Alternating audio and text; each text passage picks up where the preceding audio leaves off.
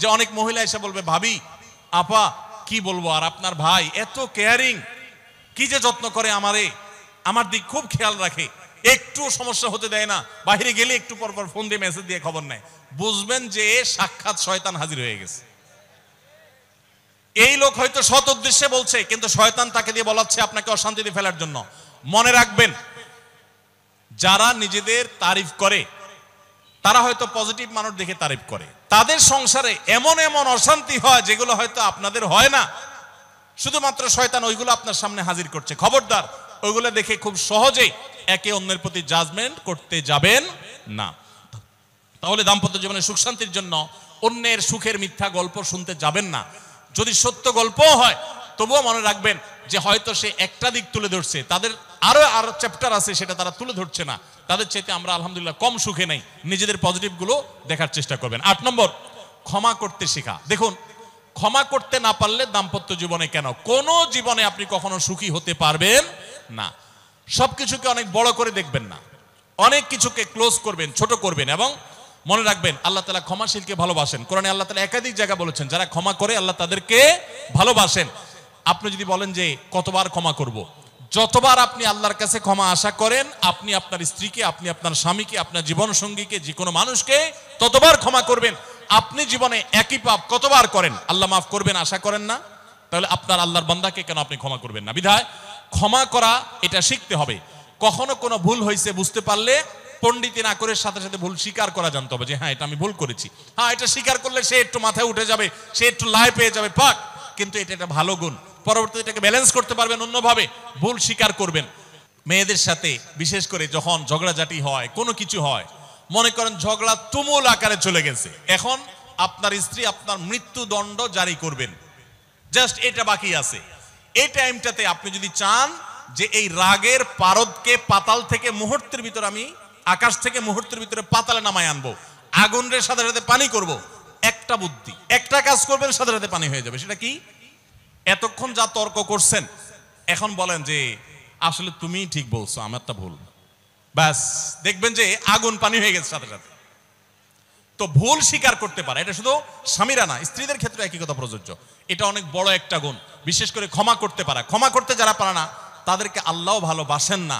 আল্লাহ তাআলা বলেছেন যে আল্লাহ তাআলা ক্ষমাশীল মানুষদেরকে ভালোবাসেন, বিধায় আমরা ক্ষমা করতে শিখবো ইনশাআল্লাহ। 9 নম্বর হলো, শয়তান যে সমস্ত জায়গাতে ধোঁকা দেয়, এই জায়গাগুলোকে ক্লিয়ার রাখা। যেমন একটা পয়েন্ট বলি, স্বামী স্ত্রীর মধ্যে কিছু কিছু জিনিস প্রাইভেট থাকতে পারে। আপনার স্ত্রী আপনার শ্বশুর বাড়িতে ফোনে কথা বলেছে, কি বলেছে, আম্মা তোমার সাথে কি বলেছে, তোমার আব্বা কি বলেছে, তোমার ভাই কি বলেছে, ব্যক্তিগত বিষয়গুলো খুব বেশি খোঁচাখুচি করে জানতে যাবেন না। এগুলো জানতে গেলে অশান্তি হবে। এবং অনেক সময় দেখা যেতে পারে কোনো কিছু দেখে আপনার সন্দেহ হয়েছে, তাহলে এটা পেটের ভিতর রাখবেন না। আবার খারাপ ভাবে উপস্থাপন না করে সুন্দরভাবে উপস্থাপন করুন যে আমার কাছে এরকম মনে হয়েছে, তাতে সাময়িক ঝগড়া হোক, কিন্তু আপনি ক্লিয়ার হয়ে যাবেন এবং নিজেদের মধ্যে কোনো ঝামেলা থাকবে না। শয়তান বিশেষ করে ওয়াসওয়াসা, কুমন্ত্রণা, সন্দেহের রোগ দিয়া দাম্পত্য জীবনে সবচেয়ে বেশি অশান্তি তৈরি করে। এই জন্য সন্দেহকে কোনো স্থান দিবেন না। যখনই সন্দেহ আসবে বুঝবেন যে শয়তান এটা সৃষ্টি করছে। সর্বশেষ 10 নম্বর হলো, শাসন করার যদি কখনো দরকার হয়, স্বামী হোক আর স্ত্রী হোক বা সাধারণ মানুষের ক্ষেত্রে এটা প্রযোজ্য, রাগের মাথায় কখনো শাসন করবেন না। শাসন করতে হলে মাথা গরম হয়ে গেছে একটু সবর করবেন, ঠান্ডা মাথায়, শীতল মাথায় তারপরে শাসন করবেন। যখন রাগ উঠছে তখন কিছু বলতে যাবেন না। আপনার রাগ উঠছে আজকে, আপনি নিয়ত করেন আগামী 24 ঘন্টা পর এটার আমি বিচার করব, একটা বিহিত করব, এটার আমি কিছু একটা করে ছাড়বো। 24 ঘন্টা টাইম নেন, ইনশাআল্লাহ আপনি নিশ্চিত থাকেন 24 ঘন্টা পর যদি আপনি এটা নিয়ে বসেন, তাহলে আপনার এই বসাটা অনেক বেশি হবে ন্যায়সঙ্গত। এটাতে কোনো প্রকার সীমালঙ্ঘন থাকবে না, রাগের চোটে অন্যায় আচরণ হবে না, জুলুম হবে না, বাড়াবাড়ি হবে না, যথাযথ শাসন হবে। যে কোনো মানুষের ক্ষেত্রে এটা প্রযোজ্য। আপনার একটা ছেলে এমন কোন অন্যায় কাজ করছে, আপনি এখন তাকে মাথা হট হয়ে গেছে, এখন শাসন করতে গেলে জুলুম হয়ে যেতে পারে, একটু সবর করেন, সময় নেন, দেখবেন রাগটা প্রশমিত হয়ে লেভেলে চলে আসছে। এরপর যদি শাসন করেন দেখবেন জুলুম হবে না। তো স্বামী স্ত্রী উভয়ের ক্ষেত্রে একই কথা প্রযোজ্য। ঝগড়া যখন করতে মন চায়, মেজাজ যখন গরম হয়, তখন না করে একটু পরে করেন। আমি সৌদি আরবে প্রবাসে যখন ছিলাম, আমি দেখেছি অনেক বাংলাদেশি ভাইরা, তখন নেটের এত বেশি প্রচলন ছিল না, তারা মোবাইলে একটার পর একটা কার্ড রিচার্জ করতো 50 রিয়াল 100 রিয়াল দিয়া। কেন? শুধুমাত্র বউয়ের সাথে ঝগড়া করার জন্য। কিসের জন্য? কারণ কথা বলতেছে, মনে করেন কোন একটা বিষয় নিয়ে তুমুল বিশ্বযুদ্ধ বেঁধে গেছে দুজনের, এখন এই পাশ থেকে ওই পাশ থেকে কথা চালাচালি ঝগড়াঝাটি চলতেছে, চিল্লানি চেঁচামেচি, হঠাৎ করে লাইন কেটে গেছে, ব্যালেন্স শেষ, দৌড় দিয়ে চলে গেছে দোকানে, এই তাড়াতাড়ি একটা কার্ড দেন ভাই, তাড়াতাড়ি রিচার্জ করতেছে। কেন? তাকে এখন কি করতে হবে? অসমাপ্ত ঝগড়ার সেকেন্ড ইনিংস শেষ করতে হবে। আবার কার্ড শেষ হয়ে যাচ্ছে, ইনিংস ঘোষণা হয়ে গেছে, আবার যায় সে কার্ড রিচার্জ করে থার্ড ইনিংসে ঝগড়া করছে। কত বড় বেকুব চিন্তা করে, কত বড় নির্বুদ্ধিতা। এই ঝগড়াটা স্বামী স্ত্রী যদি দুই জায়গায় থাকেন, ফোনে যদি ঝগড়া হয়, আমি বুদ্ধি দেই যে ফোনটা যখনই দেখলেন যে ঝগড়া শুরু হয়ে গেছে, তখন সাথে সাথে মোবাইলটা অফ করে ফেলান। অফ করে 3 দিন মাত্র রাখেন, অন্য একটা নাম্বার বাটন ফোন দিয়ে আপাতত অফিসের কাজ কাম ছাড়েন, আর বইয়ের সাথে যোগাযোগের নাম্বারটা 3 দিনের জন্য বন্ধ রাখেন।